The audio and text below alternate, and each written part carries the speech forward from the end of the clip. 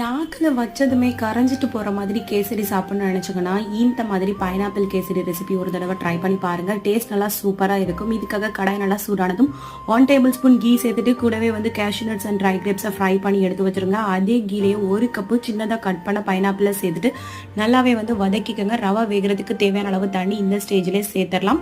1 cup ரவைக்கு 2.5 cup தண்ணி சேர்த்துக்கோங்க. கொஞ்சமாக இதில் மஞ்சத்தூள் கலருக்காக சேர்த்துக்கோங்க. நான் ரவையை ராவா வறுத்தெடுத்து வச்சிருக்கிறேன். நெய் எதுவுமே சேர்த்துக்காம வறுத்த ரவையை உள்ள சேர்த்துட்டு நல்லா மிக்ஸ் பண்ணி கொடுத்துக்கோங்க.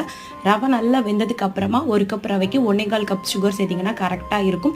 நல்லா கிளறி கொடுங்க. சுகர் நல்லாவே மெல்ட் ஆகி வரும். அது வரைக்கும் நல்லாவே மிக்ஸ் பண்ணிக்கிட்டே இருங்க. இப்போ இதுல பிஞ்ச் ஆஃப் சால்ட்டும் ஒரு 3 ஏலக்காவை நல்லா இடிச்சு உள்ள சேர்த்துட்டு கூடவே 1 ஸ்பூன் கீ சேர்த்துட்டு நல்லாவே மிக்ஸ் பண்ணி கொடுங்க. இந்த மாதிரி சுருண்டு வந்ததுக்கு அப்புறமா ஸ்டவ் ஆஃப் பண்ணிட வேண்டியதான். நல்லா பெர்ஃபெக்டான பைனாப்பிள் கேசரி பண்றதுக்கு ரவையை நல்லாவே வறுத்துக்கணும். ஃபைனலா அதுல கேஷ்யூ நட்ஸ் சேர்த்துட்டு சுட சுட சர்வ் பண்ணிட வேண்டியதாங்க. கண்டிப்பா ட்ரை பண்ணிட்டு கமெண்ட் பண்ணுங்க.